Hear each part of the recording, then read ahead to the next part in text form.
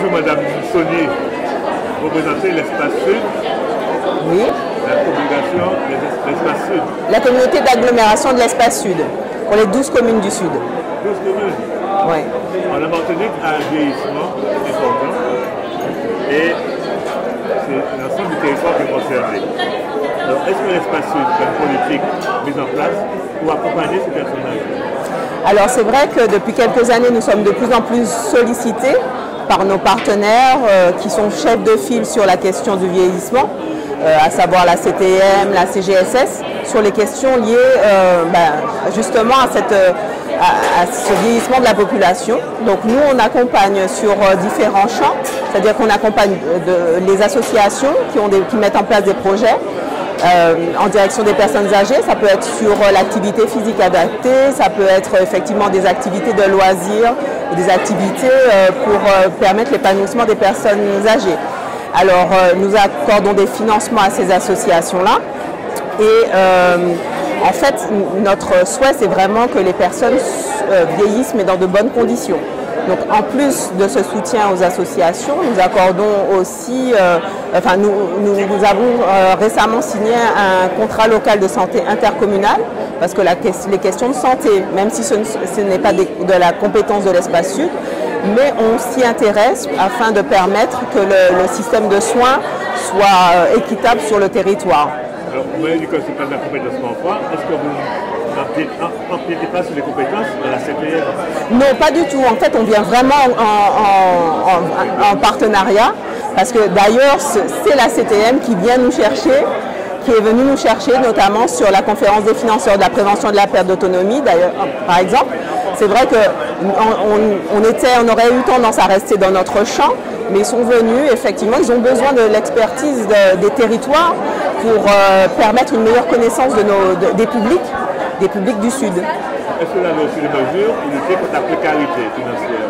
Alors, pour la précarité, directement, oui, enfin, l'aide directe, on n'en fait pas comme ça, mais par contre, on agit par exemple sur tout ce qui est aide au logement, sur l'aide à la réhabilitation du logement, puisqu'on a un programme local de l'habitat qui nous permet d'octroyer des aides directes aux personnes âgées qui veulent refaire une salle de bain, qui veulent refaire des travaux d'aménagement de leur intérieur. La CTM organise ces aides aussi?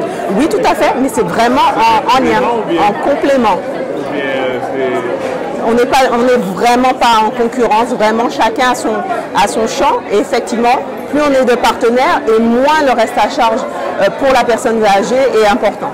C'est une excellente initiative, parce que pas toutes les EPCI, c'est pas les EPCI qui le font. Exactement. De toute façon, l'Espace Sud est précurseur sur la question du PLH. D'ailleurs, on en est au PLH, Programme local de l'habitat deuxième génération, donc avec des aides, un volume d'aide important pour les personnes. Alors, je sais aussi qu'en matière d'aide familiaux, il y a une pénurie. Est-ce que l'Espace Sud a en place un programme d'action pour favoriser le recrutement, la formation de jeunes qui pourront venir comme aidants familiaux? Alors c'est vrai que c'est une question qui nous tient à cœur. Comment? La fois avec le Pôle emploi. Oui, mais c'est vraiment une question qui nous tient à cœur, vraiment cette question d'aidants familiaux. Mais c'est vrai que pareil, on travaille de concert avec la CTM sur ces questions-là pour structurer le réseau, et notamment dans le Sud, pour essayer d'avoir des espaces non seulement d'aide, des interlocuteurs qui pourront aider ces personnes, mais aussi comment structurer autour d'un réseau associatif, des réseaux familiaux, apporter une aide aux aidants. Avez-vous des projets innovants pour les personnes âgées au niveau de l'Espace Sud? Alors le projet qu'on a mis en place depuis quelques années, c'est le projet du bus numérique. Alors c'est un bus qui sillonne les 12 communes selon un calendrier et qui vient en proximité. C'est vrai que quand on regarde nos statistiques, on a près de 50% de notre public qui a plus de 65 ans. Donc c'est vraiment, on a 5 médiateurs qui accompagnent les personnes âgées. Et ça vraiment, même au niveau national, on a été récompensé sur ce projet-là parce qu'on apprend aux personnes âgées en proximité à se servir, à faire leurs démarches. Et c'est vrai que ce lien qu'ils trouvent avec des jeunes, parce qu'on a une équipe très jeune, vraiment a été...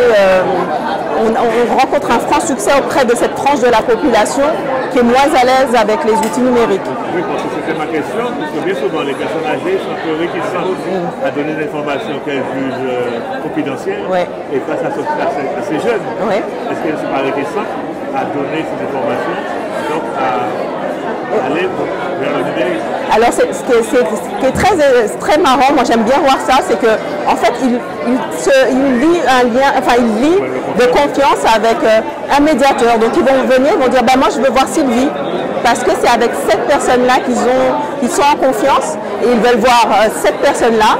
Et alors, c'est très, on voit vraiment le lien presque affectif, mais c'est vrai qu'ils arrivent à se confier. Et d'ailleurs, c'est pour ça qu'aussi pour les personnes qui ne peuvent pas faire, parce qu'on a aussi le problème d'illettrisme, on a développé l'agrément Aidant Connect. Ça veut dire que c'est un agrément qui nous permet de faire pour la personne.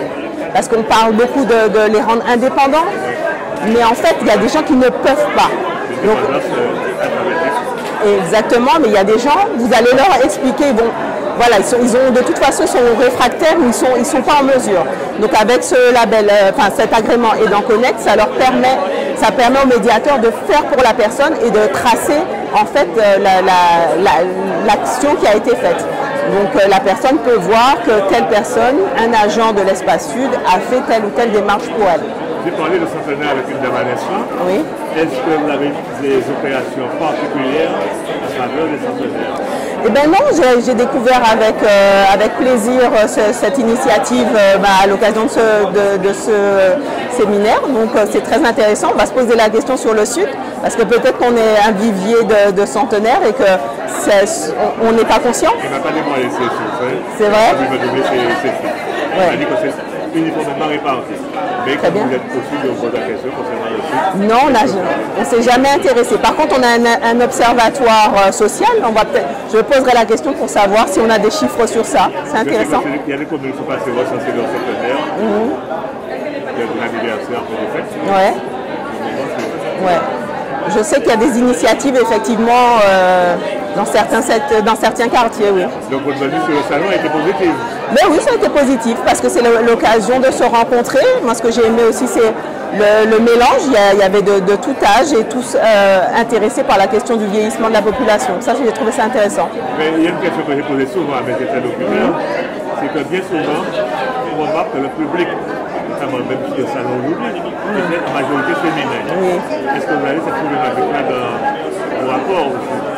Ben, en fait, c'est vrai. C'est ce qu'on constate. C'est vrai que sur toutes nos actions, même au niveau du bus numérique, ce sont beaucoup de femmes qui viennent, en majorité des femmes. Est-ce que c'est pas lié au machisme, entre guillemets, masculin, au machisme qui existe ici? J'espère pas. J'espère pas. Ou alors les femmes osent davantage. Parce que vous allez voir que sur le salon, c'est une majorité de femmes. Alors, Oui. est-ce que vous avez des actions à mener en faveur pour rapatrier, pour faire revenir ces hommes vers l'information, vers ce panel de numérique et vers aussi l'activité qu'on propose des associations? Ben alors, nous, comme on essaie d'attirer tout le monde, donc c'est vrai que... Non, c'est pas spécifique, et puis on n'a pas ce décalage important. Vous faites le constat comme moi. Oui, tout à fait, mais peut-être que ça tient aussi au nombre de femmes sur le territoire, et elles sont peut-être plus nombreuses. C'est pas possible. Eh bien, je vous remercie d'être venu sur votre site, Ouais. Tigamonde TV. Je vous souhaite bien du courage, parce qu'il y a beaucoup à faire. Il y a beaucoup à faire. Pour les personnes âgées. Ouais. Et à très bientôt. Merci. Au revoir.